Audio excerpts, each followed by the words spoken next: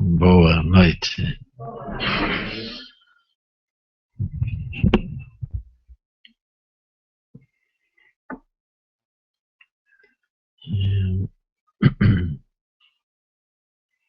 Então, nosso tema é a mente compassiva e lúcida. Isso. Então, tá bem. Estamos indo bem. Não sei bem o que seja, mas o título, o título é bonito.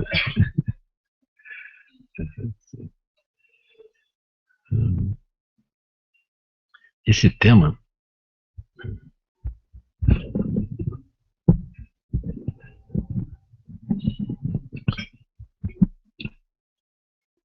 obrigado.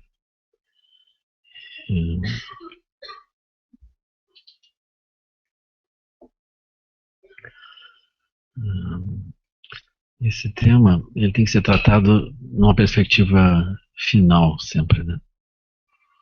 Porque a mente lúcida, essencialmente, é Rigpa. E junto com o Rigpa surge a compaixão. Então isso mais ou menos resolve a questão, né? Então, explicando isso, acho que está explicado já, assim, mais ou menos. E, e,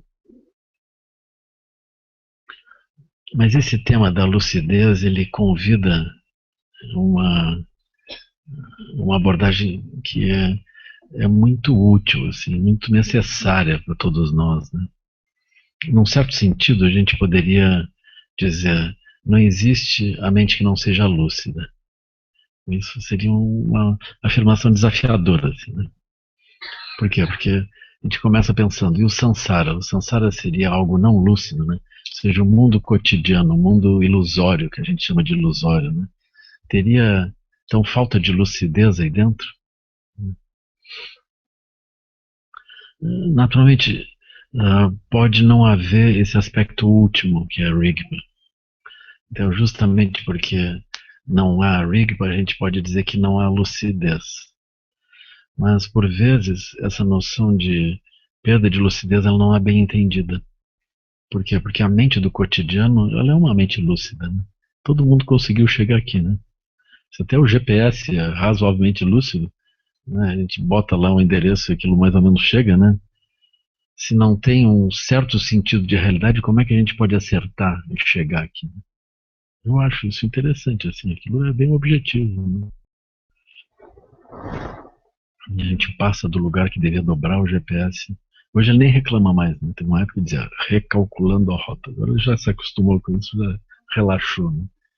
O GPS tem uma sensação que é o próprio Bodhisattva, né? Que ele é incansável, né? Ele sempre tem uma solução. Né? Assim, a pessoa faz tudo errado, ele tem uma solução. Ele não perde a paciência. Eu fico ouvindo assim, ver se altera a inflexão da voz da moça, né?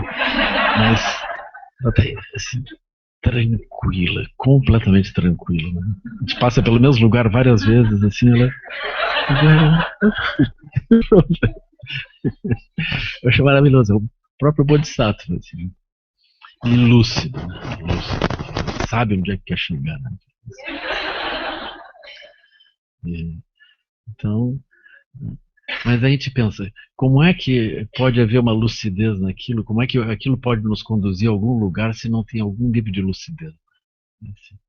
Como é que as coisas, então, elas têm apenas um sentido ilusório? Como é que uma máquina, né, é capaz de raciocinar sobre aquilo? Isso é muito interessante com as crianças. Uma criança dentro do carro, né? Diz, agora dobre aqui. Como é que ele sabe onde é que nós estamos? Aquilo não é fácil de explicar, né? Como é que ele sabe onde é que eu estou, que eu tenho que dobrar para cá ou para lá? Onde é que está essa moça? A gente fica olhando assim, está espiando de algum lugar. Assim. É incrível isso. Mas esse é o aspecto ilusório da realidade. Nós olhamos para as coisas, elas todas indicam que aquilo é ilusório. Mas ao mesmo tempo tem uma previsibilidade ali dentro. Tem alguma coisa que tem um nível de concretitude. Né? Então isso é a verdade relativa. E o aspecto interessante da verdade relativa, a qual no meio do mundo nós terminamos acordando para esse aspecto relativo da realidade, e isso termina ganhando uma palavra, né?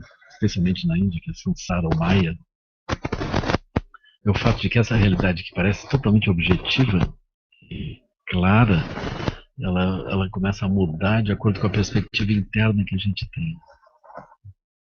Ela, naturalmente, uma vez que ela depende de uma atitude interna nossa, ela pode ser percebida por diferentes pessoas de diferentes modos. Isso é super interessante, né? Então, duas pessoas, elas olhando a mesma coisa, elas chegam a diferentes conclusões e têm impulsos diferentes. Parece completamente igual, mas já não é igual.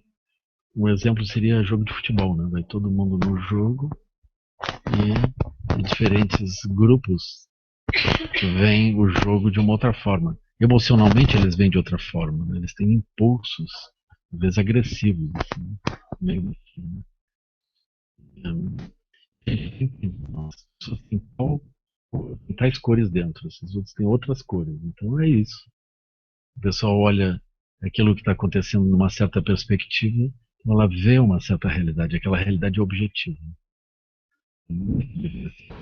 Objetivo, mas é objetivo segundo aqueles referenciais que o pessoal utiliza. Né?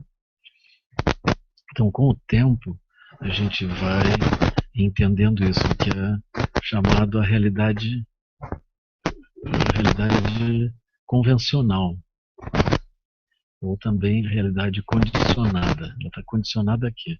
Um conjunto de referências, é isso. Mente do condicionamento, a aparência, os impulsos, o raciocínio, as visões de futuro, etc. Todas elas mudam. Né? Então isso é a realidade condicionada. Agora, a realidade condicionada não significa que ela não seja lúcida. Às vezes as pessoas são super hábeis em operar dentro das realidades condicionadas. Muito hábeis. A gente precisa disso. A gente precisa de gente que seja um médico que é capaz de operar para ajudar dentro de uma visão condicionada da realidade. E assim por diante. A gente precisa do GPS, precisa de muitas inteligências, de vários que são capazes de nos ajudar dentro de perspectivas condicionadas. O GPS é perfeito, assim, porque ele diz: você vai do seu lugar para onde? Aí o destino, né? A gente bota lá. Tem problemas, assim, por exemplo, o Marechal Floriano, aí ele pensa que é numa outra cidade. Não vai encontrar nenhuma em Curitiba. Botar a Avenida Marechal Floriano ali, sim, Curitiba. Não falta, não tem muitos neurônios, assim, um pouco, assim, né? Ele podia pensar, bom, avenida e rua, quem sabe? Mas não. Ele tem a diferença. Mas isso é uma realidade condicionada. Eu coloco diferentes destinos, ele tem uma inteligência específica para nos remeter para esses diferentes lugares. Seja um outro continente, outra visão. É isso. Super simples. Então isso é a verdade condicionada, as realidades condicionadas. Agora, quando a gente não percebe isso, nós estamos nós sempre, dentro das realidades condicionadas, nós estamos dentro de bolha da realidade. Estamos fazendo um certo movimento, nós estamos dentro daquela bolha. Você está fazendo aquilo significa tudo. E, agora, por vezes, nós estamos dentro dessas bolhas, aí surge aquilo que é chamado de avidya. A avidya é quando nós estamos dentro da bolha, a gente só consegue ver a bolha. A gente não consegue ir dentro da bolha e nem operar ou mesmo simular outros referenciais. A gente está fixado naqueles referenciais. A gente não consegue operar se não segundo aqueles referenciais e nem se dá conta de que há referenciais. A gente pensa que aquilo é assim mesmo. Então aí surge o que é chamada visão eternalista, ou visão realista, né? Que é uma visão na qual nós acreditamos que as aparências que surgem para nós, elas são fixas e externas. A gente não se dá conta que é uma verdade condicionada na dependência de referenciais. A gente não se dá conta disso. Aí, de acordo com o que esteja acontecendo dentro dessa realidade condicionada, e nós estamos fixados, portanto, nós podemos olhar para os objetos e para as imagens, para as experiências que surgem dentro dessa realidade condicionada e passar a ter sofrimento. A gente começa a sofrer com aquilo. E por quê? Porque as situações condicionadas, elas são assim, né? Como o próprio Buda explica. Elas têm uma característica de impermanência. Então, por exemplo, nós estamos fixados à nossa família. Aquilo a gente não gosta nem de falar, essas brincadeiras a gente não gosta. Família é outro assunto, a gente não conversa. Mas, essencialmente, vamos dizer, fixados à nossa família, a gente não gostaria de pensar na impermanência. Nós estamos realmente fixados, a gente diz, bom, aqui o Buda não dá palpite. Né? Assim, aqui a impermanência não existe. Vamos respeitar, né? Pelo menos alguma coisa. Né? Assim, aí a gente tem aquela fixação. Aqui, não. Mas a gente percebe que a impermanência inevitavelmente acontece com as outras famílias. Né? Conosco. E também surge, como o Buda diz, insatisfatoriedade. Ou seja, não importa qual o âmbito da bolha que a gente tem estabelecido, mesmo que seja uma bolha aparentemente super favorável, que a gente lutou e organizou, que se colocou ali dentro, nós estamos ali. E ainda que seja assim, surge uma insatisfatoriedade, um cansaço. Às vezes fico olhando os políticos, agora vai ter mudanças, né? Ter eleições. Né? Eu fico um pouco de dó deles. Assim, né? Às vezes eu penso, é merecido. Né?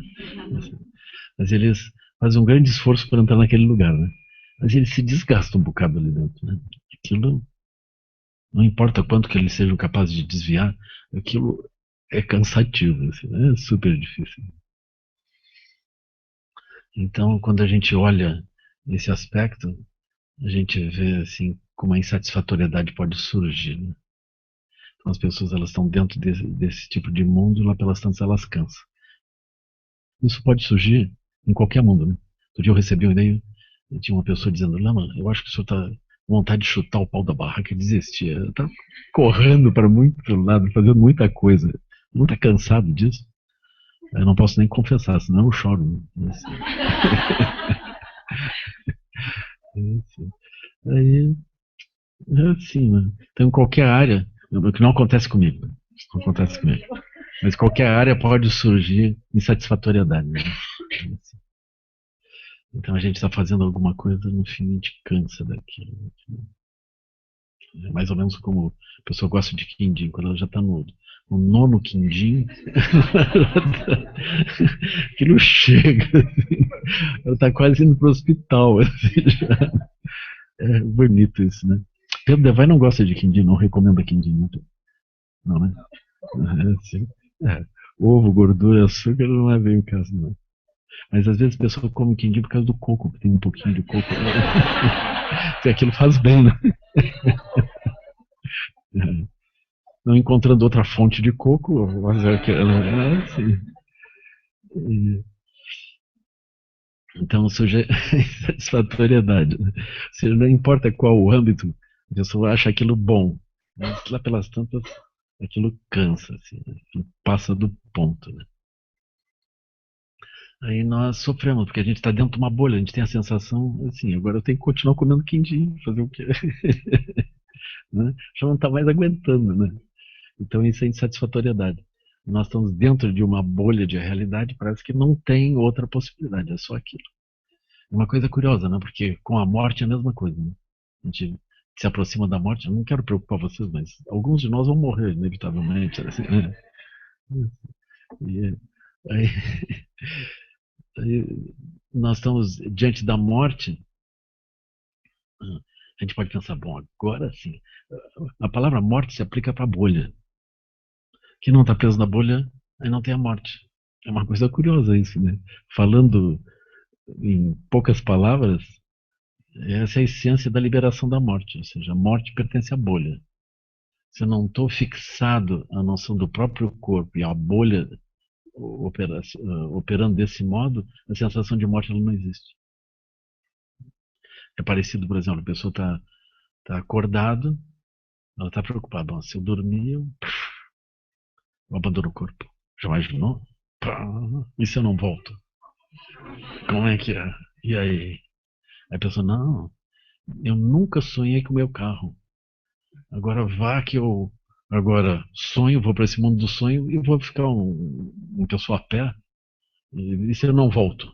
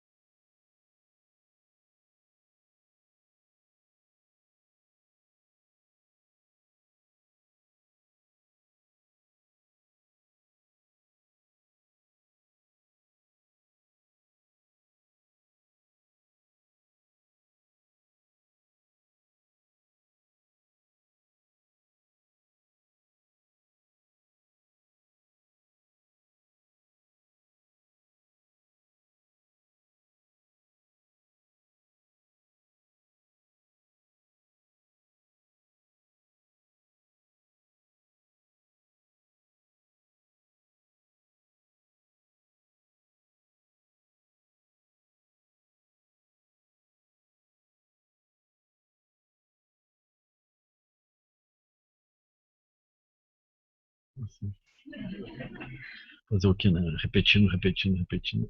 Segundo o budismo tibetano, repete 1.250.000 vezes aquilo fica verdadeiro. Assim. E, então, nós temos as verdades relativas. Elas são relativas ao conjunto de referências. Verdades condicionadas. Não são mentiras. São verdades condicionadas. Elas dependem de um condicionamento. Elas dependem de referenciais que a gente utiliza. Então, isso é interessante. A gente pensa assim, então quando que a mente se engana? Não sei se a mente chega a se enganar de fato. Assim. Porque a mente sempre opera segundo referenciais. O que a gente considera um engano é um referencial. Usando um outro referencial, aquilo parece um engano, né? Mas aquilo, como é que a mente vai se enganar? Ela está operando segundo referenciais. Né? Olhando de outros referenciais, aquilo parece um engano, né? São referenciais emocionais, são referenciais de vários tipos. Então, as realidades, quando elas surgem para nós, elas surgem assim. Então, essa é uma razão pela qual, em certo momento, vai surgir no budismo tibetano a imagem de Vajrasattva. Então, Vajrasattva é um Buda, uma inteligência búdica.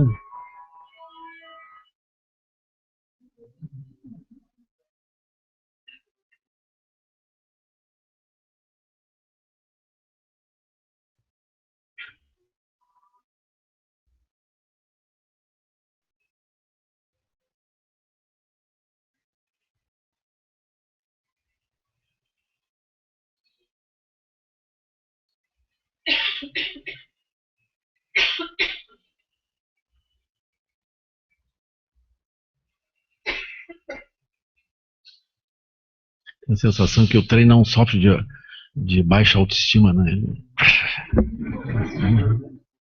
Ele não tem problema de se apresentar, né?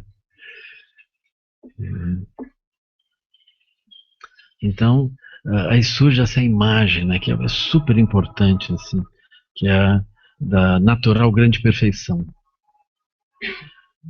A natural grande perfeição está ligada a esse pensamento de Vajrasattva.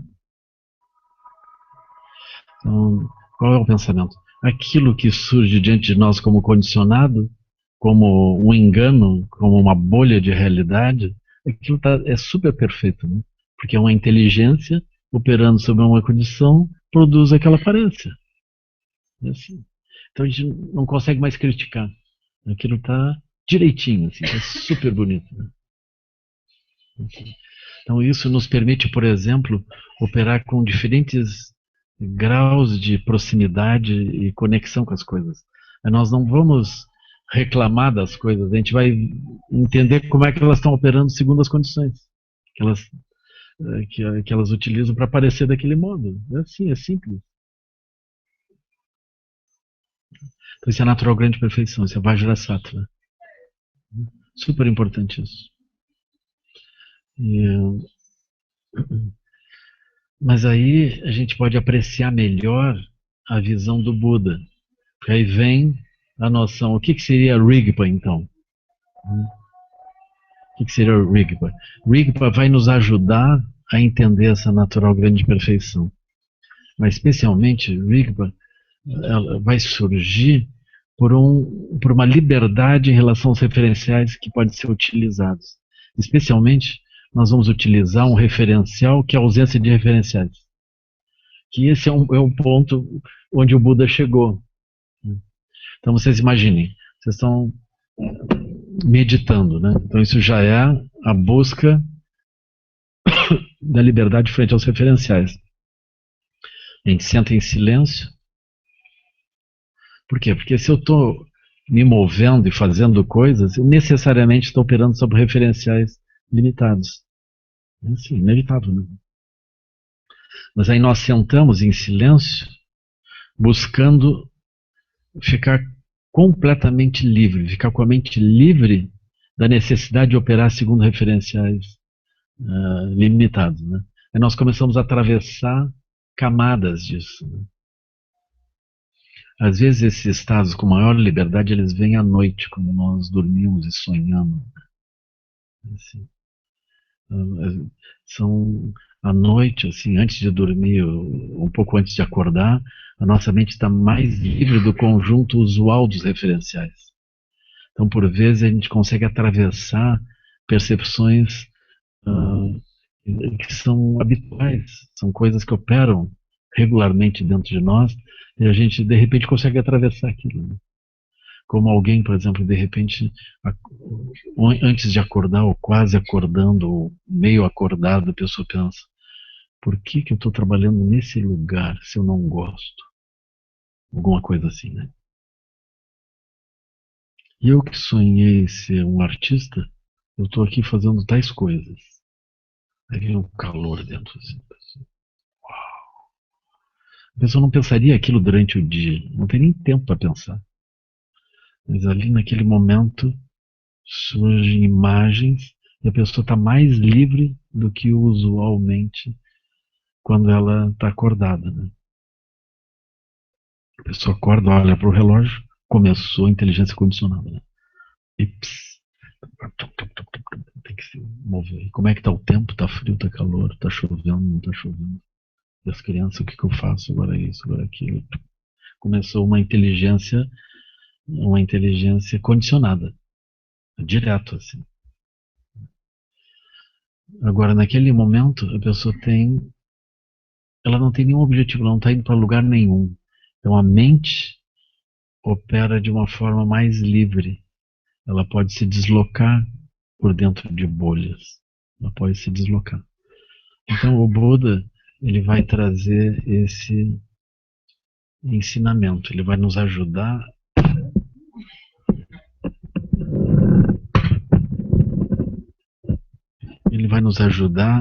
a ficar imóveis justamente para não ter nada para fazer. Não precisar entrar em alguma bolha. Ele vai simplificando as bolhas. Isso é considerado moralidade. Ele vai terminar descrevendo a moralidade como a,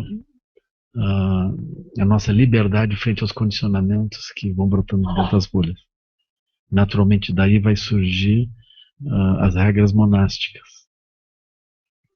Essencialmente, nós vamos evitando todas as ações que vão produzir resultados e que vão nos aprisionar. A gente vai simplificando a vida.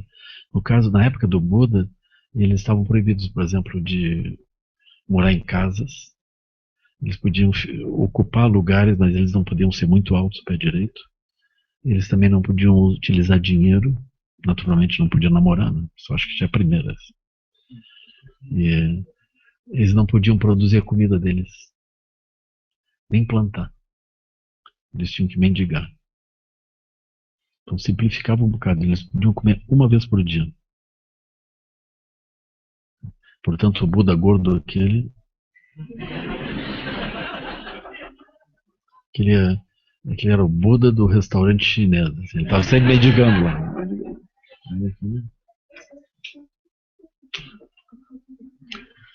Mas o Buda mesmo era magrão, assim, e uma vez por dia. Depois eles inventaram uma, uma refeição, como é que chamava? Medicinal. Eu achei aquilo bom. Assim. No final da tarde ele pode tomar uma refeição medicinal. Mas eu acho que o Buda não tomava isso.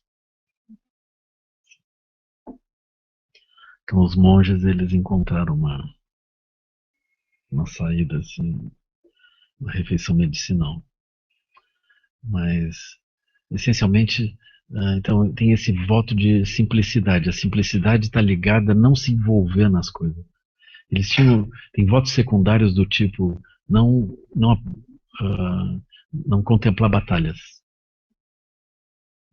não servir de mensageiro para coisas que correspondem ao mundo. Tem outros votos piores, assim, mais difíceis. Não sentar abaixo de um rei. Esse provavelmente é o último ano que eles cumpriam isso. Assim, não sentar abaixo dos poderosos, nem em igualdade, ele tem que sentar acima dos poderosos. Já imaginou? Por quê? Porque não tem poder no mundo que seja mais importante do que a lucidez. Aí eles tinham que dar esse testemunho. Eles não podem dar um testemunho de sentarem abaixo das pessoas poderosas dentro do mundo, porque os poderosos dentro do mundo não são poderosos. Então tem esse processo de moralidade. Então tem uma simplificação da vida. Né? Simplificação da vida significa não se envolver nas bolhas. Esse não envolvimento nas bolhas, enfim, é uma bolha também. É uma bolha, assim. Mas é uma bolha do bem, assim, né? Que não fica... Aí quando eles ficam fixados a essa bolha, aí eles também sofrem. Tem um sofrimento correspondente. Mas é assim, né? Tudo tem um problema. Aí a pessoa tem que estar ali por liberdade, por lucidez, e não por uma prisão. E, então surge essa sensação de que tem muitos níveis de realidade, tem infinitas formas, que seriam infinitas bolhas de realidade. Todas elas têm um raciocínio, têm uma objetividade dentro. Todas elas têm uma realidade. Só que essa realidade ela não é final, ela não é uma realidade absoluta. Né? Ela é uma realidade referenciada, né? Portanto condicionada. Aí o Buda vai explicando isso, como que nós vamos purificando a mente e atravessando as camadas de realidades. Aí, por exemplo, quando a gente quiser entender o que é a mente condicionada, nós vamos estudar os 12 elas da originação dependente. E o Buda explica exatamente isso. Né? Tem um sutra do Buda que eu mandei para ti hoje. Né? Um sutra tradicional. Eu levei muitos anos para conseguir esse sutra. Eu consegui hoje. Que a Bia, a bispo, mandou lá da Índia. Porque eu já tinha pedido para o Lama Lawan também. As pessoas não sabiam como encontrar esse texto. Aí eu olhei hoje na Amazon, eles têm para vender. Todos são livros usados. Tem livros assim, entre 500 e 900 dólares. Um livrinho, 70 páginas. Não é, é um outro nome, é Cons. Não é o Conze. O Conze, ele faz uma homenagem ao Conze, o autor esse, Eduardo Conze. Eduardo Conze traduziu Prajnaparamita, Sutra do Coração. Ele foi um tradutor do início do século passado, né? Dos anos, século passado, quando eu nasci. E, então, o Eduardo Conze, ele pertenceu a uma primeira geração de tradutores budistas. Muito interessante, assim, aí o Buda explicando como que os 12 elos operam. Como é que opera isso? Então a gente tem a ignorância, tem que ter a mente livre. Aí surge a ignorância, que é essa prisão. Da ignorância surgem as marcas mentais. E nós estamos com a mente operando com a ignorância e com as marcas mentais. A isso nós colocamos a consciência condicionada, dual, aquela que é capaz de reconhecer coisas como se fossem externas, separadas de nós, que é Vijnana. Aí junto com Vijnana, nós, nós criamos os condicionamentos de aspirar que as coisas do lado de fora estabilizem esses estados mentais internos. Essa é a razão pela qual que nós olhamos para as coisas, a gente tem um apego ao olhar sensorialmente, né? Porque a conexão sensorial faz que o aspecto interno da nossa mente, o aspecto correspondente interno da nossa mente estabilize. Aí, aí nós buscamos os sentidos físicos, e nós operamos com os sentidos físicos, que é o quinto elo. Aí vem o sexto elo, que é o contato. Né? Contato é super profundo, porque parece que a gente está fazendo contato com algo externo, mas nós estamos simplesmente utilizando o sentido físico para estabilizar um estado interno. A gente não percebe mais isso. Nós estamos olhando tudo como se fosse externo. A gente olha a fotografia de um filho, estabiliza uma sensação de afeto que nos é cara. Então, é assim, a gente pensa que está olhando para o filho, mas nós estamos, na verdade, estabilizando uma dimensão de afeto. Isso é o contato. Aí o contato ele pode ser agradável, desagradável ou diferente, que é o sétimo elo. Então nós operamos com essa mente que fica avaliando se os contatos são agradáveis, desagradáveis ou diferentes. Ah, isso é a transmigração. Isso é uma outra coisa ainda, que eu vou explicar. Vou explicar. A transmigração seria o 13º elo dos 12. Assim, aí tem o sétimo. O sétimo eu gostar ou não gostar. Aí vem assim, uma vez que a gente gosta, a gente quer. Aí eu apego. Então nós estamos operando com a ignorância. Vocês veem tudo que a gente está operando com a ignorância, com as marcas mentais, com a consciência dual, com o vir a ser, essa aspiração de encontrar objetos. A gente está procurando objetos que já andamos no shopping só porque é bonito. Procurando objetos que produzem alguma coisa interna em nós. Na verdade, não estamos buscando objetos, nós estamos buscando esse estado. Aí, esse é o contato. Aí, o contato é agradável, desagradável e diferente. Esse é agradável, eu quero. É bem o momento que a pessoa dá quanto custa. Você dá uma olhada. Eu levo isso em uma garantia, pelo menos por um tempo. Assim. Aí é o oitavo elo. Aí, a partir do oitavo elo, nós operando a mente assim, a gente obtém muitos resultados. É como, por exemplo, alguém que diz: eu gosto de cozinha, eu gosto de fazer coisas boas. Aí a pessoa aprende uma receita, depois aprende outra, depois aprende outra, depois aprende outra, aprende muitas. Se a gente vê em outras áreas, a gente gosta de uma música, depois gosta de outra música, gosta de outra música. Ou gosta de fazer coisas de um tipo, de outro tipo, a gente vai armazenando aquilo. Então esse é o nono elo.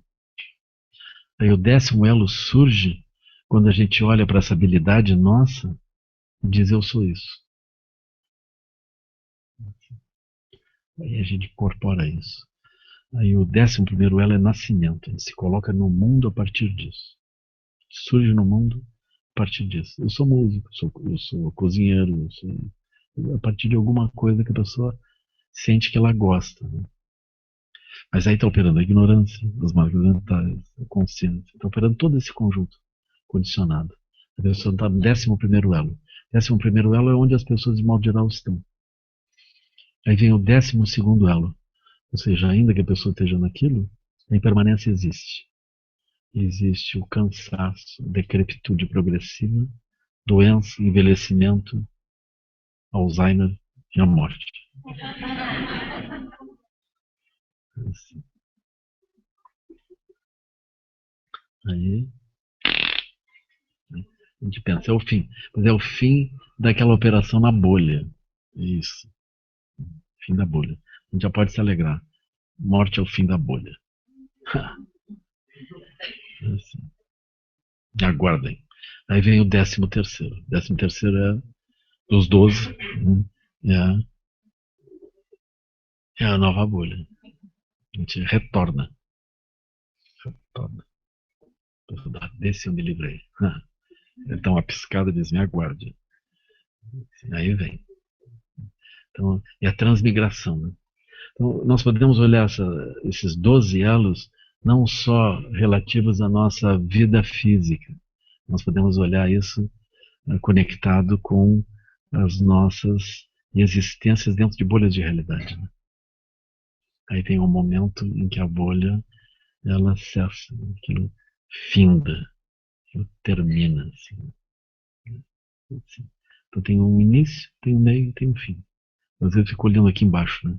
Tem várias pessoas que já vieram aqui, alugaram, tem o início, meio e fim.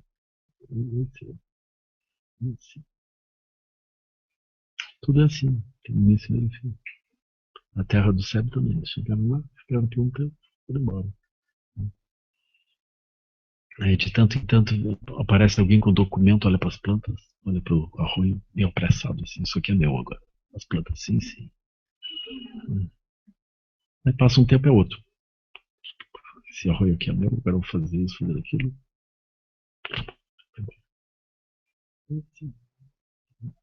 Então, assim são as bolhas, né? As bolhas elas surgem e cessam. Tem a alegria de chegar, tem a alegria de ir embora. É muito impressionante isso. Isso não foi o Buda que fez. Isso, o Buda veio só para esclarecer isso. Aí nós nos afligimos, por quê? Porque nós estamos fixados naquilo e aquilo começa a mudar. Aí nós nos afligimos, nós sofremos com isso. Né? Então por isso que é super importante a lucidez. Aí vocês veem, a lucidez ela está associada com paixão. Eu acho, por exemplo, notável, comovente uma assembleia, um encontro como hoje, assim, né? Nós todos aqui. Né? Por quê? Porque nós aspiramos à liberação disso, de um jeito ou de outro. Mas se vocês olharem a vastidão das pessoas, as pessoas não aspiram, elas não têm nenhuma conexão ainda, né? Elas estão presas nas suas próprias bolhas e aceleradas, se movendo dentro das bolhas. Quase que sem chance. Eu acho notável, extraordinário que tantas pessoas possam se juntar dentro de uma perspectiva de ultrapassar as limitações das bolhas. Eu fico assim, admirado, comovido. Acho difícil. Acho que é um tempo mágico, onde tantas pessoas em tantos lugares aspiram mudar suas vidas e olhar com profundidade e descobrir essas dimensões profundas assim. Aí, se nós entramos numa bolha para cá e numa outra bolha para lá, nós não somos nem o que parecia que nós éramos dentro de uma bolha, nem o que parecia que era dentro de outra bolha. Aí vem o Buda explicando a meditação, como que nós somos capazes de recuar das bolhas progressivamente até o ponto que, sem condicionantes de nenhuma bolha, nós olhamos para as bolhas e para a multiplicidade das coisas. Então isso é Rigpa, esse é o olho lúcido. Aí o Buda vai explicar isso. Aí é o próprio olhar dele. Mas não é que seja o olhar dele, porque não vai encontrar nem mesmo um Buda ali. Tem uma consciência lúcida, tem uma lucidez, uma mente lúcida, olhando. Né? Essa mente lúcida ela não é propriedade de ninguém. Cada um de nós, naturalmente, pode acessar essa mente lúcida e operar desse modo. Quando nós não conseguimos fazer isso, o que nos impede, o que nos arrasta? É a nossa fixação às múltiplas bolhas. A gente diz, eu entendi tudo isso, mas amanhã é sábado, depois eu preciso terminar esse trabalho, segunda-feira eu tenho que mandar. E nós voltamos para a identidade. Né? E pode ser que a gente pense que a meditação é um ornamento da identidade. Na visão budista, a identidade é um ornamento da iluminação. Ou seja, a mente livre, ela se permite se apresentar de muitos modos, até mesmo com identidades. Não tem problema nenhum. O que ela perderia a lucidez se, ao se apresentar como identidade, tivesse fixada e com a visão limitada as próprias bolhas onde essa identidade opera. Então a mente do Buda, essa noção de onisciência, ela atravessa camadas de realidade em todas as direções. Não é assim uma questão geográfica de alcançar diferentes lugares, mas é como se ela alcançasse todas as perspectivas de pensamento, sem se fixar e sem bloquear, nem lutar contra, nem denegrir. Então, na visão budista, curiosamente, não tem o bem e o mal, no sentido assim, o centro do mal. Não tem. Existe a lucidez e a perda da lucidez. Nós estamos envoltos na perda da lucidez. Mas junto com a perda da lucidez, nós temos a base da lucidez. Ou seja, a mente comum é a própria mente lúcida, só que operando sob condicionamento. É só isso. Não tem duas mentes assim, a mente lúcida e a mente comum. Não, só tem a mente ampla. Essa mente ampla operando sob condições é a mente comum. Isso. Mas aí, por exemplo, aí nós começamos a contemplar, desde a mente livre, nós contemplamos o sentido profundo da realidade que as múltiplas pessoas acessam. E a gente vê as pessoas presas a seus próprios mundos. Então, disso, como uma inteligência da própria natureza livre da mente, brota a compaixão.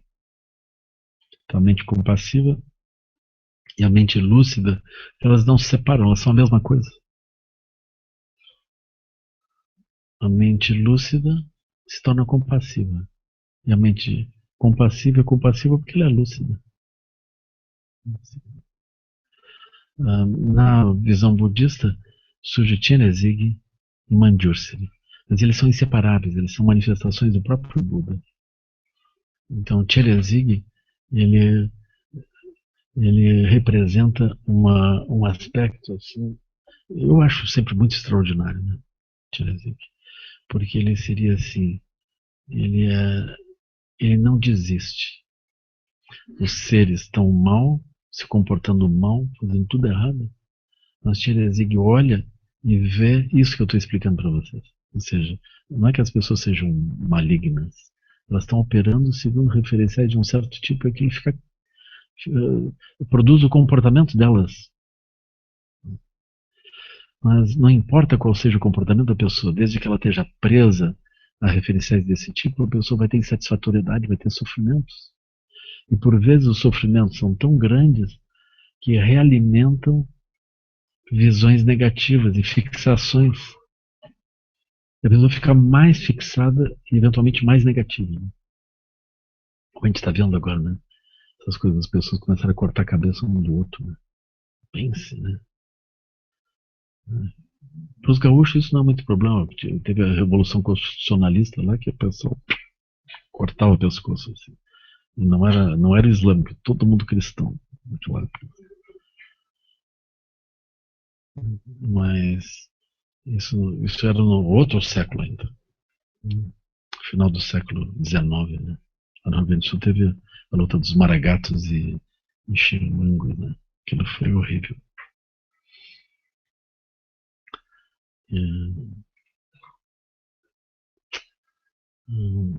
Então esse tipo de loucura pode surgir, né? E muitas pessoas morreram desse modo.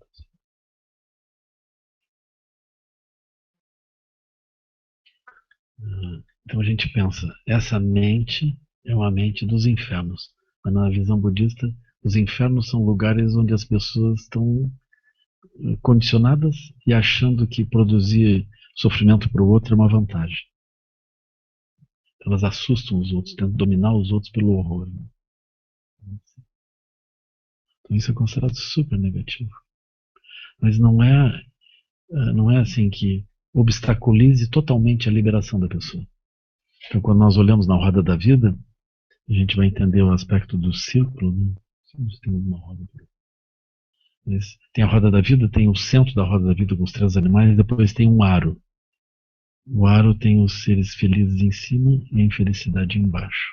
Então, eles estão sempre girando. Assim. Então, a pessoa pode estar nos infernos, na parte de baixo, aí ela começa a gerar méritos, ela sobe.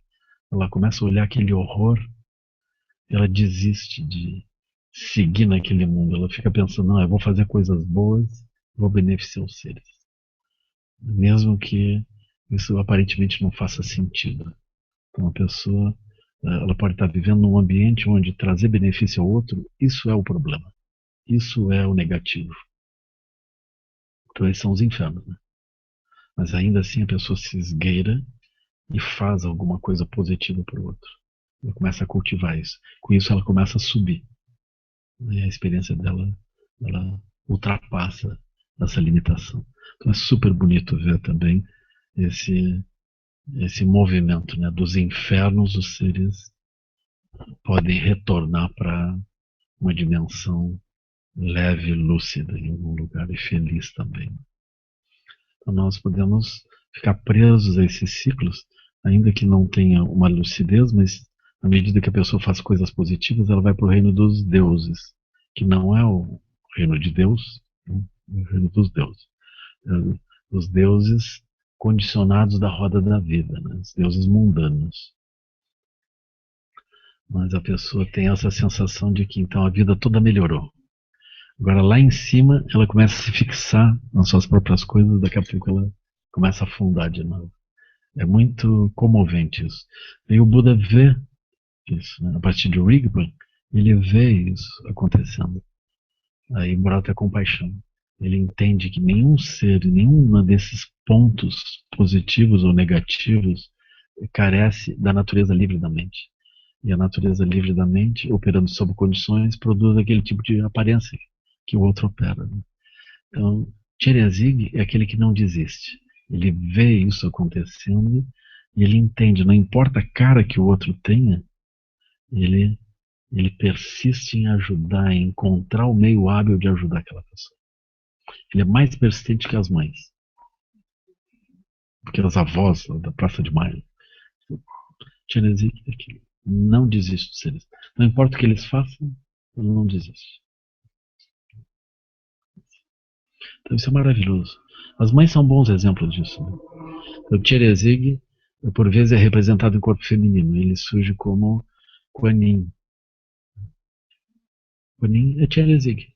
A tradução de Avalokitesvara, que é, enfim, Cserezig, Avalokitesvara é em sânscrito. Para o chinês vira Kuan Yin. Só que o corpo muda, né? Avalokitesvara tem corpo masculino, quando ele é visto pelo chinês ele tem corpo feminino. É como se fosse essa natureza feminina, as mães de porta de cadeia, assim, não desiste. Não, aquilo foram mais companhias, com certeza. Meu filho, eu conheço desde que nasceu, com certeza. É um bom menino. Aí deu no que deu, mas são probleminhas. Ele sai disso. Aí ela acredita sempre, né? É como um bom professor também. Ele não desiste do aluno. Não desiste. Ele vai se manter olhando sobre como pode, enfim, encontrar o meio hábil para aquilo funcionar.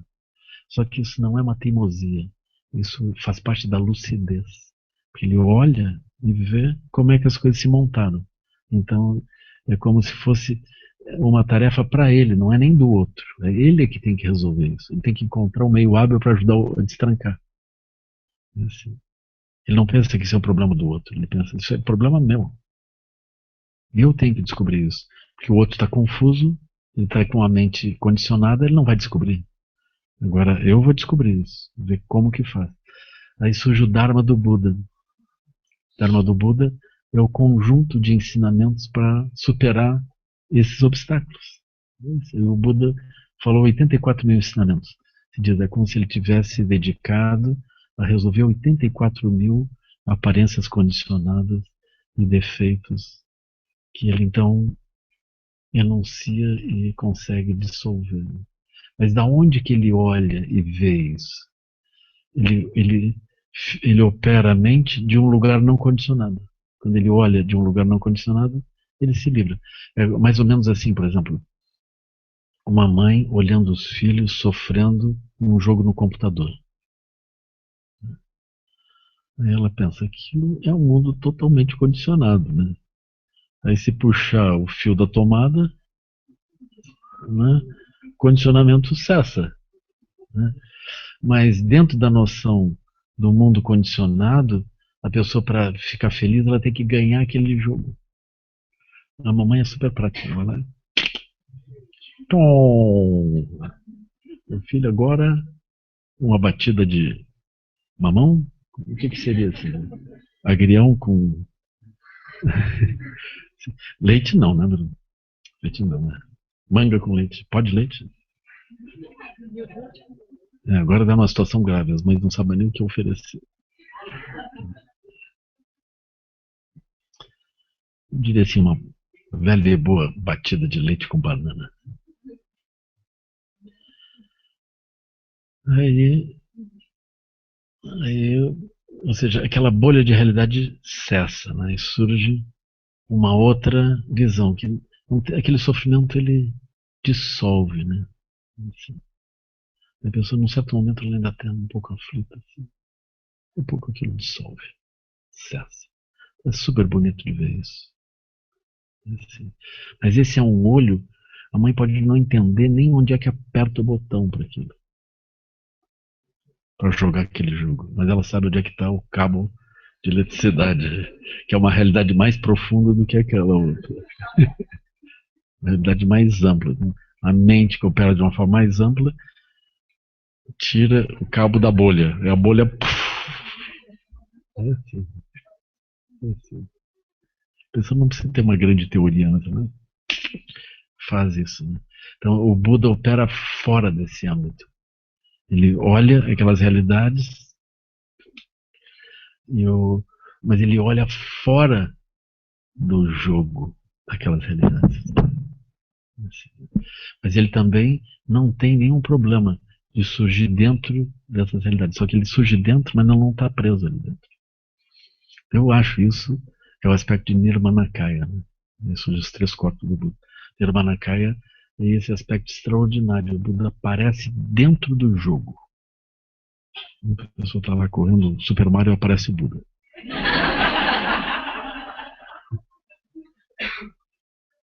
Mário, você tem corrido o tempo todo. Isso não está adiantando nada. Onde é que você pensa que vai correndo desse jeito? A vida passa. Você está na dependência da eletricidade. Dá uma olhada, pulou por cima do Buda. Aí o Buda não desiste, aparece no quadro seguinte, então o Buda de novo. Só que maior agora.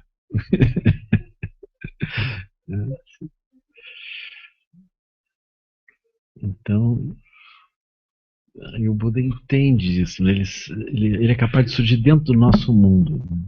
Ele caminha na nossa rua, assim,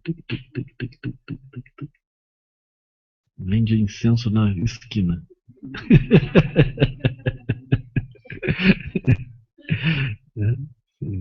Ali. Ele não está dentro, não tá dentro da prisão. Não está dentro desse processo. Ele está olhando de um outro modo. Né? Se ele não vier, ele não tem como ajudar. Então se diz que Tirenzig é emanado por Amitabha. Amitabha fica meditando. E pensa que vai resolver tudo assim. Aí não dá. Aqui é o caminho, né? Se todo mundo meditar assim, pronto, rápido a gente escapa. Mas não, ele não é ouvido. Aí o que acontece? Aí ele emana a Tirenzig, diz, olha, Tirenzig, vai lá e fala para as pessoas. Aí Tirenzig, e ouve as pessoas e fala dentro do mundo delas. Então Tirenzig é comovente, né? Não desiste. Mas essa não desistência vem junto com a lucidez, porque ele entende, ele está vendo o que está acontecendo, então ele não desiste, ele sabe como é que faz para resolver. Mas ele tem um irmão chamado Manjushri, que é, sabe, os irmãos são um pouco diferentes. Aí Manjushri ele já não tem essa paciência toda. Ele tem uma faca, uma espada. Ele vai e corta a ignorância. As pessoas, por exemplo, estão presas em várias coisas. Ele Manjushri aí corta aquele funcionamento. Aí a pessoa não consegue funcionar mais daquele jeito. É tipo a mãe que puxa o cabo da tomada. Né? Manjusri. Podia ter cortado. Cortou, terminou. Aí a gente vê que, enfim, eles são filhos da mesma mente compassiva.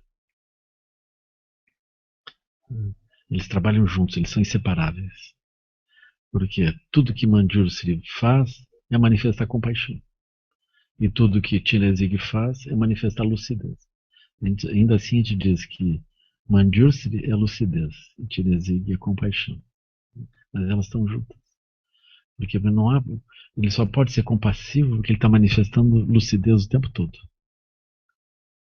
E o outro só consegue ser lúcido porque está manifestando compaixão, que não é uma lucidez, é uma lucidez compassiva. Então se diz que cada um está de um lado do Buda. Na verdade, os três são um só, são o próprio Buda. O Buda é Chinezig e a Manjusri. Então esse é o funcionamento. Ele tem essa lucidez, essa capacidade de ver as coisas, porque ele vê a partir da realidade não construída. Aí surge essa lucidez. Aí juntos tem a compaixão. Então a compaixão ela também pode ter meios hábeis. Né? Entre os meios hábeis tem as quatro ações. Eu acho super necessário que a gente aprenda a fazer as quatro ações. As quatro ações elas começam com a ação de poder. A ação de poder seria assim: Chelesig chega nos lugares, mas ele não tem, mesmo que os outros não recebam bem, ele não se afeta. É bem como uma mãe. Aí chega a mãe na casa do filho: o que você veio fazer aqui? Vem me atrapalhar? Não, meu filho, eu achei que você precisava limpar um pouco, alguém que cozinhasse para você aqui. Eu vim aqui para ajudar, assim. Aí a mamãe tá, aí o filho tá. Mas ela não vai desistir. Não vai desistir do filho. E aí ela se mantém próxima. Né? Então isso é Chelesig.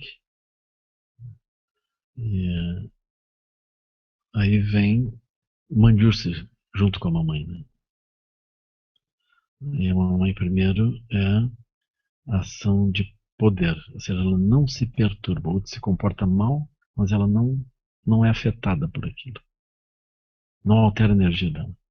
A energia dela vem da fonte primordial, não vem de um mundo condicionado, da relação com o filho. Ela vem de uma região sem condicionamento, portanto, ela tem a mesma energia. Aí vem a segunda ação. Aí a mamãe diz: meu filho, você tem muitas qualidades. Você é um menino inteligente. Isso é ótimo. Você sabe isso, sabe aquilo. Você bagunçar toda a casa. Você sabe abrir e fechar a geladeira. Está avançando assim, né? Então ela olha qualidades positivas. É super necessário tranquilizar o outro. Né? Então a ação tranquilizadora é uma ação na qual a gente acolhe o outro e vê as qualidades do outro. Aí tem a ação de poder, ação tranquilizadora e ação incrementadora. Aí a mamãe diz: eu vou aqui lhe ajudar algumas coisas que você queira, que você necessite. Assim. Então ela se propõe a ampliar coisas positivas da vida do outro. Depois vem a ação irada. Então as quatro são necessárias. A ação irada é mais ou menos assim: você devia escovar os dentes, meu filho. Assim, você vai ter cárie. Assim, você deveria lavar as roupas, tomar banho de vez em quando. Né? Senão isso vai dar problema. Né? E assim, aí ela começa a dar uma real. Assim, né? Dar uma real, ajudar o outro a raciocinar um pouco assim, a respeito da própria vida. Né? Então esse é a ação irada, que o outro não gosta muito de ouvir, né? Mas é super necessário que as mamães falem direitinho tudo. Assim. Aí a pessoa entende. A pessoa não quer muito ouvir aquilo. Mas é super importante que a pessoa ouça. Né? Então a ação irada é por isso, né? O outro não gosta muito de ouvir. Mas a ação irada, por exemplo, um dentista, né? Ele vai fazer um furo, pegar uma broca e furar o dente. Já pensou? Aquilo é uma agressão. Eventualmente tem que anestesiar ainda, né? Ou vai tirar um dente, né? Lembra, mano? Minha primeira filha, uma vez eu fui no dentista com ela, ela tinha que tirar um dente daqueles. Dente que não vinha, né? Ah, fiquei com dó dela. Porque o dentista tava com pressa, eu também, né? Ele tava com pressa porque eu tava com pressa. Aí ele não tirou a radiografia. Ele pensou, isso é fácil. É uma única raiz. É fácil. Ela começou a puxar. Tá certo que tava tudo anestesiado, né? Ela começou a inchar. Assim. Eu não conseguia arrancar o dente. Aí ele resolveu tirar a radiografia. Tirou a radiografia, a raiz estava assim. Então um anzol. Aí foi fácil. Ele fez assim, tirou o dente. Isso é ação irada, vocês entendem? Ação irada. Porque vai tirar o dente de uma pessoa, né? O corpo reage, tudo reage. Agora tem um amigo que está com pneumotórax. O pulmão abriu por dentro. Ele já está com o terceiro episódio. Terceiro episódio. Aí eles fazem um furo, botam um caninho para drenar o líquido. Aí aquilo vai fechando, fechando, fecha tudo. Já imaginou fazer um furo aqui, pessoal? Vai lá no pulmão, bota um tubo. Cada vez que tu respira, o tubo mexe, pense. Isso é irado. Agora, se não fizer isso, daqui a pouco ele tá. E não consegue mais respirar. A água vai subindo do pulmão. Já pensou?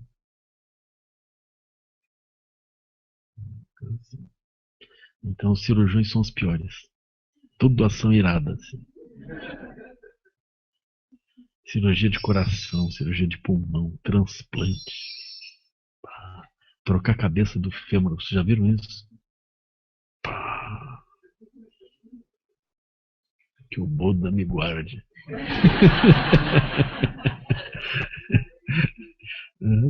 Fazer o quê? Tem uma amiga nossa lá no sul que trocou as duas cabeças de fêmur. Ficou inteira. Tá sentando em lotes de novo. Mais fácil ainda. Ela, antes de meditar, ela bota um óleozinho. Aquilo é de teflon, não precisa. É maravilhoso. Ficou melhor que o original, né? Ganhou 1 centímetro de altura. Ficou mais alta. Eles erraram a coisa de um lado, aí teve que aumentar no outro. Deu uma esticadinha, assim. Ah, isso não dá nem pra entender como as coisas estão. Aí, isso. Agora você imagina, dá um super talho aqui. Pega o osso da perna e corta a ponta do osso. Aí bota uma outra coisa, parafusa, bota no lugar, costura tudo de ideia. Você tá bem? Ah, tô bem. Pá, já pensou? Então, assim, isso é ação irada, né? A pessoa não resiste àquilo. Ela tem que estar em anestesia geral, senão não tem jeito, né? Depois fica dias e dias para se recuperar, ou semanas, né? Se recuperar. Essa minha amiga mancou um tempo que ela fez de um lado e não fez do outro, né? Aí depois tem que fazer do outro lado e aquilo foi. Ela sofreu um bocado. Mas agora tá ótima.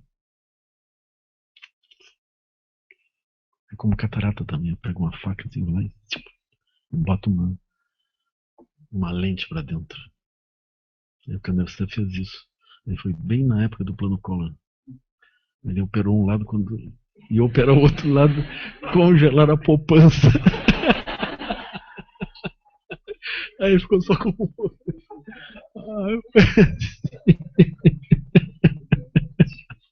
Aquilo foi horrível.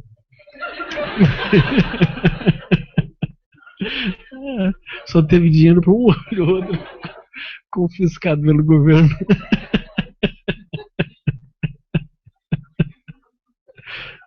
Sim, sim, permanência.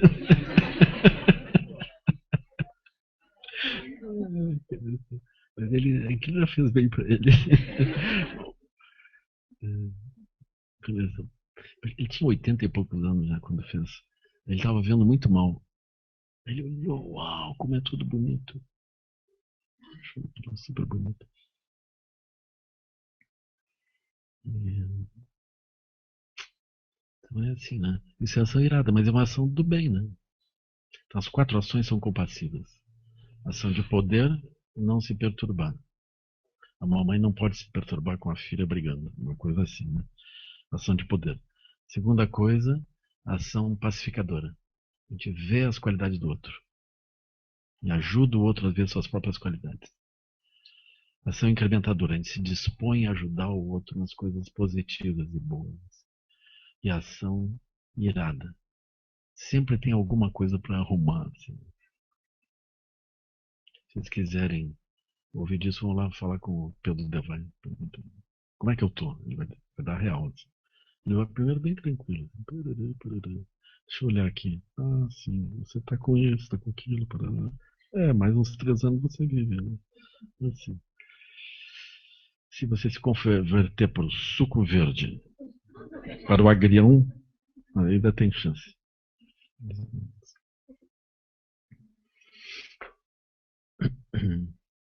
Então isso é ação irada. A gente sai de lá feliz, assim. Ai, que bom. Mas aí quando chega a primeira refeição, a gente. Ah, não sei se eu queria morrer. Imagina, é a minha pizza. Eu não sei se tem pizza lá. Tem. Ah, então tá muito bom assim. É, né? Pizza de tofu. Essa é muito bom. Tem churrasco de tofu também, mano? Aquilo é muito bom. Um dia eu tava vendo assim, pizza macrobiótica, massa de arroz, disco de arroz. Tu moe aquilo, faz uma massa de arroz, fica bom. Recheio de abóbora. Isso. Aquilo é muito bom. Bom pra saúde.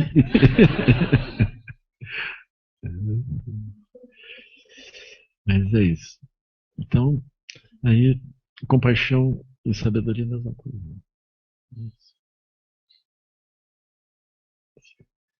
O mundo, enfim, não é que ele esteja errado, ele está operando sob diferentes condicionamentos. A gente pode entender isso. A melhor coisa que a gente pode fazer enquanto nós estamos vivos, assim, é manifestar Tchenezik, ou seja, trazer benefício aos seres. Se nós manifestamos essa visão, progressivamente a gente avança também para esse lugar de lucidez. Então, a melhor combinação é lucidez e compaixão. É assim que funcionam os Budas. Aí brota a mente do Buda. Aí brota o Dharma, brota a capacidade de compreender também os ensinamentos. A energia, ela não está na dependência das bolhas de realidade. A energia, ela vem autônoma dessa região, livre também. Né?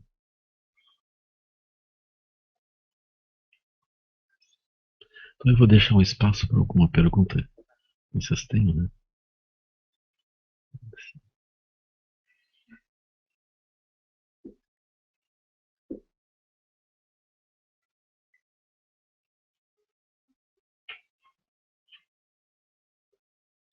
Enquanto isso, vou tomar um chá.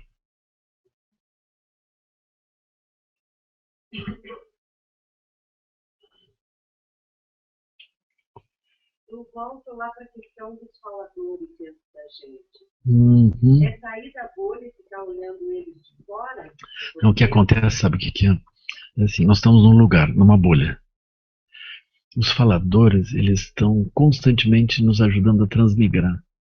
Transmigrar é assim, eles ficam imaginando quadros, imaginando transformações, concebendo mudanças. Então, o nosso esporte dentro do samsara é a transmigração. Nós estamos assim, dentro de uma bolha, aquela bolha começa a ficar não satisfatória, a gente começa a olhar para o lado, para ver para onde é que nós vamos. Porque quem olha para o lado são esses faladores. Estão constantemente falando, se eu fizer assim, aí pluf. Então, mesmo dentro das pessoas em retiro, eu vejo isso, né? Eles estão lá em retiro. Aí vem um pedido, Lama, eu acho que nós estamos precisando de um outro armário para altar. Lama, eu acho que nós estamos precisando de um tanque melhor. Uhum. Lama, a água tá fria. Uhum. Lama, o colchão é meio duro. Assim. Lama, comigo tá dando muito trabalho para isso. Lama, será que eu posso ir em tal lugar para resolver tal coisa? Isso é transmigração. É dentro da mente. Aí eu alterno, Tchenezig e Manjusri. Ah, sim, sim. Daqui a pouco eu. Não, não, não. Porque se eu disser sim, sim, sim, sempre estrago a coisa. Se eu disser não, não, não, não, também estrago. Então eu vou alternando. Mas eu explico. Isso é a mente da transmigração. Lembrem disso.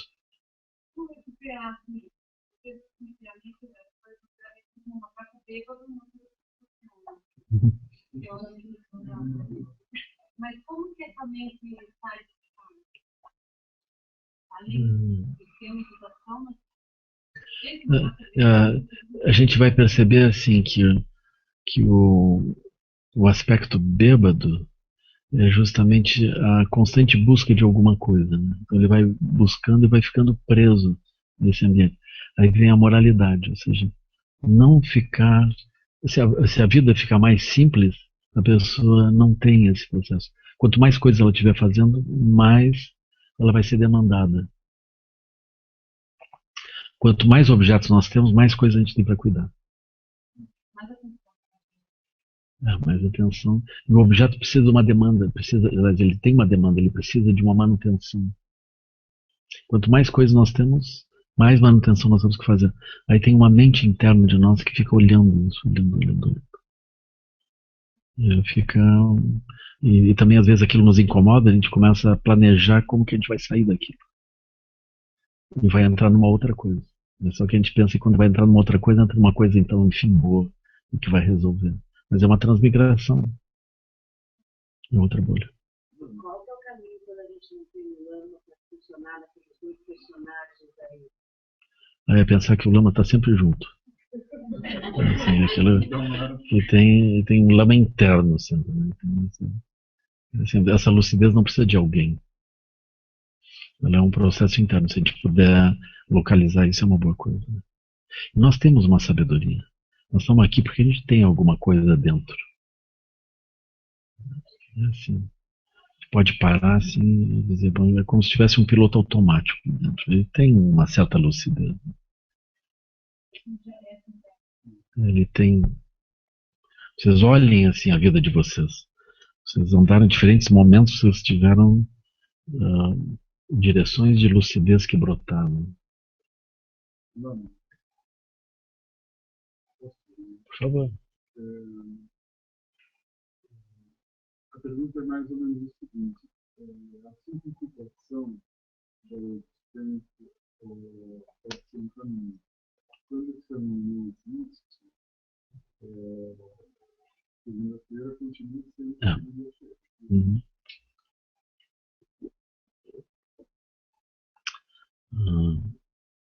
Bom.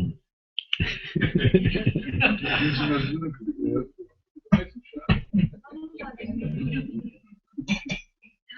que uma pergunta dessas, aí segunda-feira é o quê?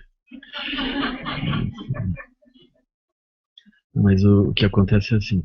Então, a minha sugestão, né, quando a pessoa está, por exemplo, muitas diferentes bolhas, ela está fazendo coisas e deve seguir fazendo, né?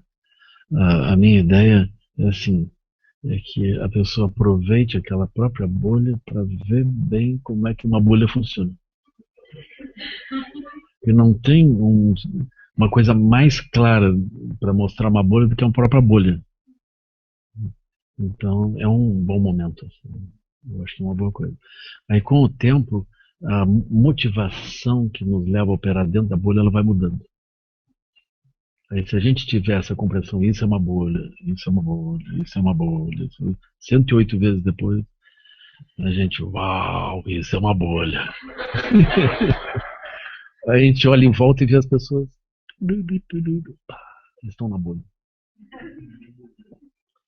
Aí a gente já está ali, não mais porque nós pertencemos à bolha, mas nós estamos dentro da bolha apenas. É isso. A gente não está mais na bolha de fato, né? A gente começa a entender aquilo. Daqui a pouco nós estamos ajudando o outro. A gente começa a fazer coisas que não que não competem bem, assim, sabe? Que não pertencem bem ao ambiente da bolha. Então, a compaixão é alguma coisa que não pertence à bolha. Ela é um pouco estranha, assim, a compaixão. Por favor. Desculpa. Está no processo de treinamento, Uhum. Uhum. às vezes a gente se perde nessa questão de doar tudo, de fácil, É, e colocar é. quem quer ser bonzinho, de forma errada, e por que a gente não pode fazer A compaixão é a lucidez. Lucidez. Se não tá, então a gente vê as ações. A gente pode, por exemplo, não se perturbar. Isso é a primeira ação das 4 ações, né? A ação de não se perturbar com a ação negativa do outro. E, naturalmente, como a gente não está na compaixão, eu vou nos perturbar. A gente diz, estou me perturbando. Olha, não deveria. Tá vendo? Por que eu estou me perturbando? Eu estou dentro do jogo, estou dentro da bolha. Estou na bolha. Aí eu aspiro sair dessa bolha. Porque vou ficar igual aquela pessoa. Igualzinho. A gente se dá conta disso, né? A gente não sai tão rápido. Mas a gente vai se dando conta. Eu disse 108 vezes, mas 108 é pouco. Pode ser umas 108 mil.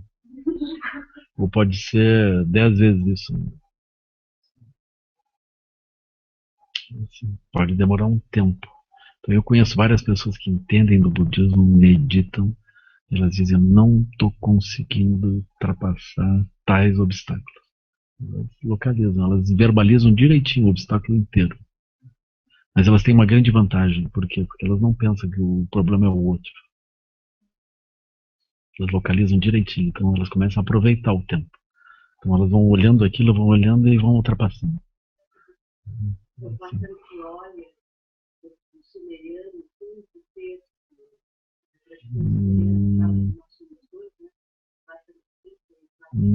Que bonito.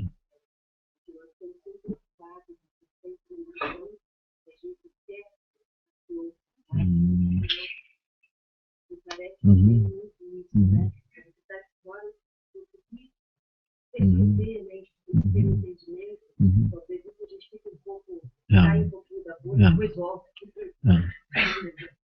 A compaixão do doar, ela pode ser uma outra bolha.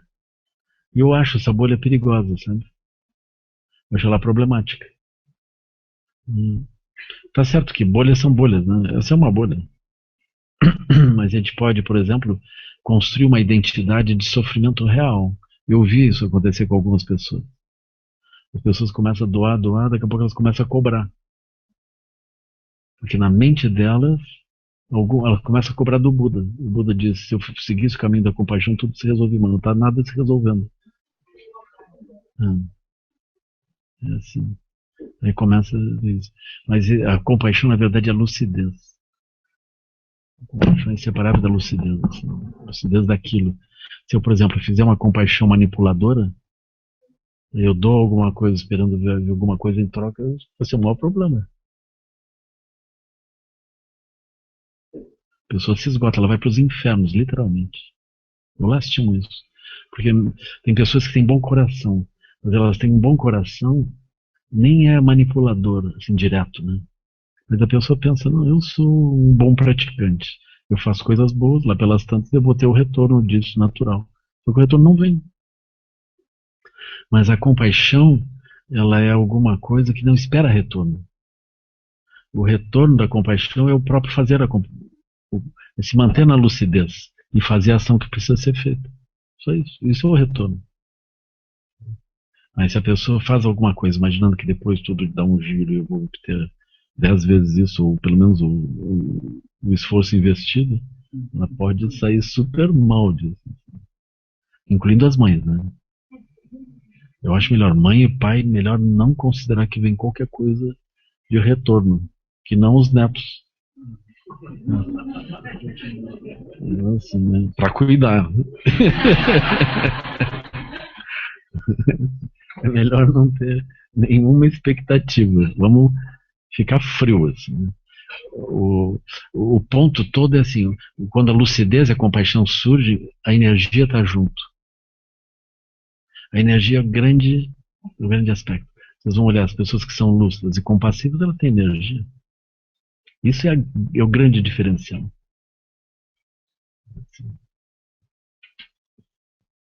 É extraordinário isso, assim.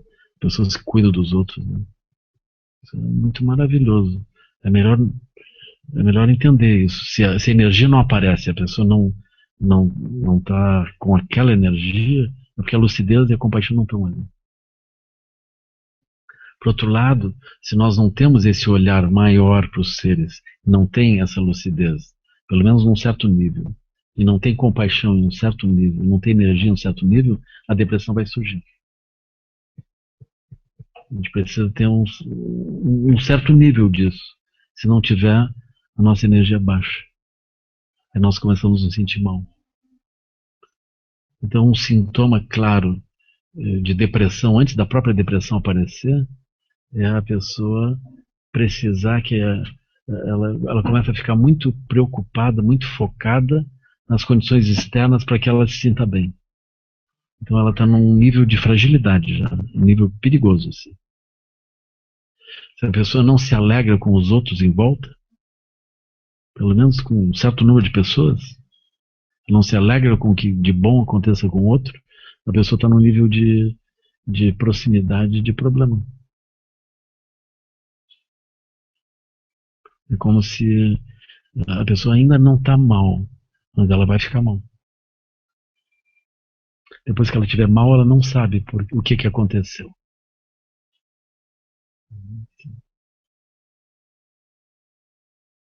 Aí quando a pessoa está mal, ela se preocupa mais ainda consigo. Ela tem menos capacidade de olhar para o outro. Aí ela afunda mais. Difícil. É complexo. Isso é um processo que retroalimenta o buraco. Retroalimenta o sofrimento. E quando o sofrimento é muito grande, eventualmente a pessoa olha em volta e vê outros seres sofrendo. Quando ela olhar para os outros seres sofrendo, aspirar que os outros melhorem, ela começa a melhorar. Ela rompe a estreiteza da mente dela. Tem umas armadilhas dentro. Eu fico assim, tão espantado, né? Mas é isso. É assim que funciona. Nós estamos mais ou menos analfabetos, pessoal. A gente não foi preparado para isso. Não existe. Não. A educação formal conduz noutra direção. Né?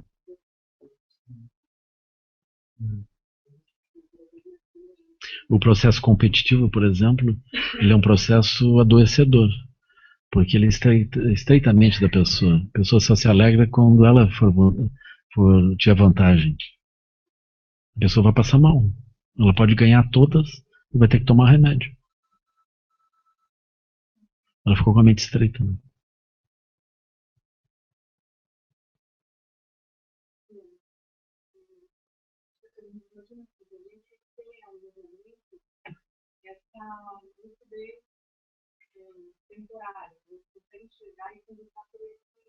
Uhum.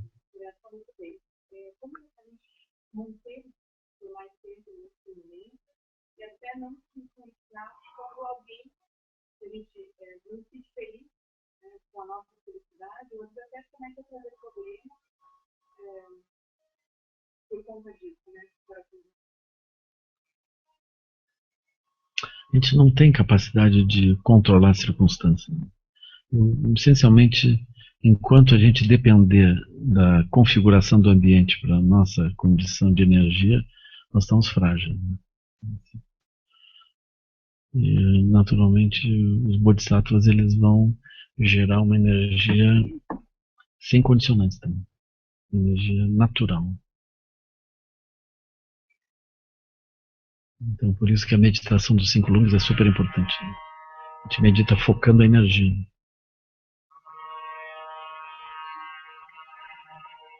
Essa energia é chamada primordial, porque ela não tem uma origem causal. Mas no Sansara, a nossa energia é toda explicada. Eu estou bem por causa disso. Eu estou mal por causa daquilo. É sempre assim. A gente está sempre na dependência de uma condição causal. Né?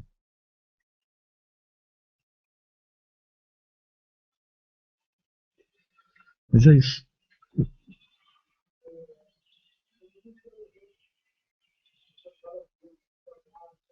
Uhum.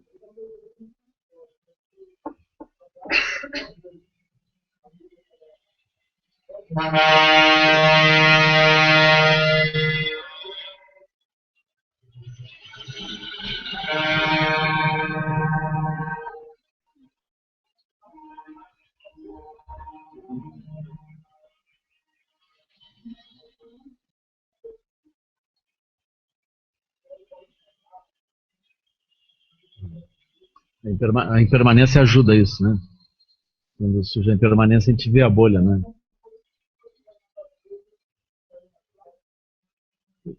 Não entendi o que positivo?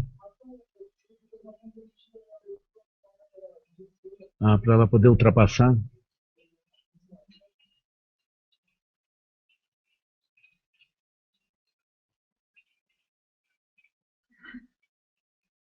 De modo geral, as pessoas têm sonhos positivos. Né? A própria dispersão mental, essa busca, por exemplo, de transmigrar para outros lugares, já é um exemplo da bolha, né? A pessoa entende, se eu fosse para tal lugar seria super bom, se eu fosse morar em tal lugar, tais condições seria realmente muito bom. O pessoal olha assim, né? Então ela, na verdade, ela não está transmigrando, mas ela está imaginando como aquilo seria interessante. Ela pode olhar para trás também e ver que ela já teve situações muito piores, já teve em outras situações, ela já se viu de outros modos. Né? Então a gente tem essas lembranças de bolhas que a gente viveu como se fossem completas. Aí ajuda a pessoa, né? Mas às vezes a pessoa tem uma sensação de muita solidez. Eu vivi outras coisas, mas agora estou preso nisso. Agora eu sou isso. E ainda assim a pessoa não está presa naquilo. Ela pode ultrapassar, né? Mas ela se sente presa. Né? Assim. Tem um aspecto social nisso também. Tem essas técnicas sociais de grupo que tu trabalha e sonha realidades melhores com todo o grupo. Porque quando um grupo constrói um sonho, ele cria uma bolha coletiva. A bolha coletiva é muito mais forte que uma bolha individual. Então isso é bem interessante assim. Também eu posso ter sonhos individuais. Se o grupo não tem um sonho compatível com o meu sonho individual não prospera. É como em casa, por exemplo, a pessoa pode sentar, todo mundo. Como é que essa casa funcionaria melhor? O que, que a gente gosta aqui nessa casa? Além das batatas fritas, por exemplo. Que outra ideia vocês têm assim? Né? Aí a pessoa, sorvete.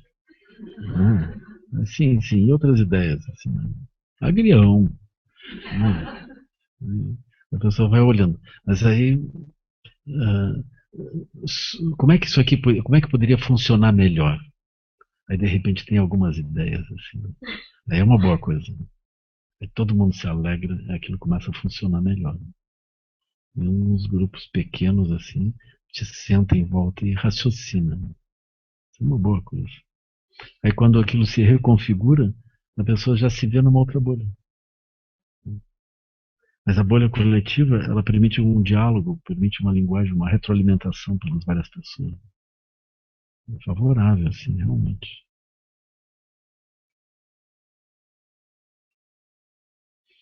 Então, nós vamos fazer a nossa prática de dedicação.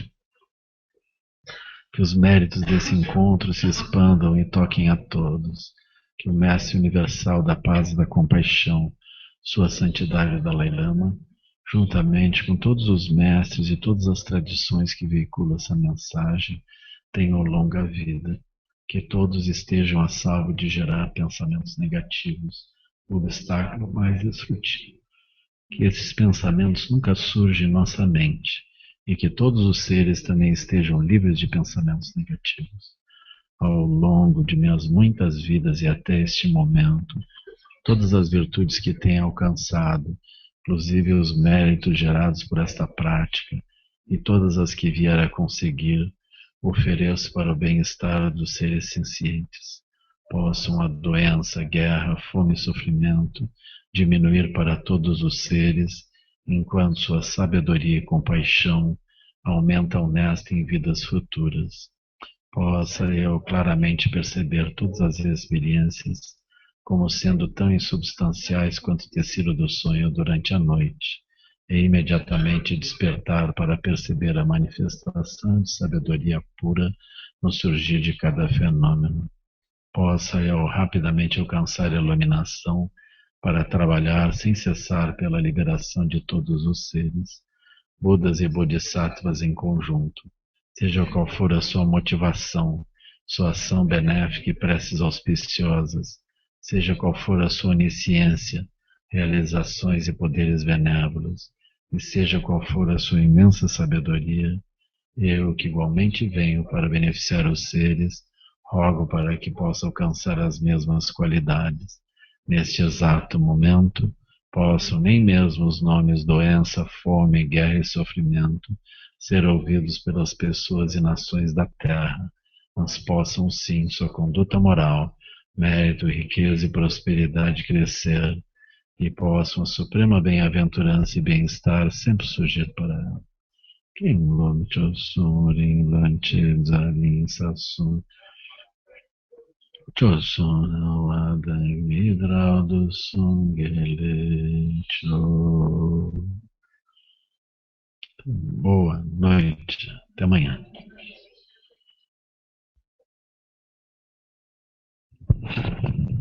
A gente pediria a todos que permanecessem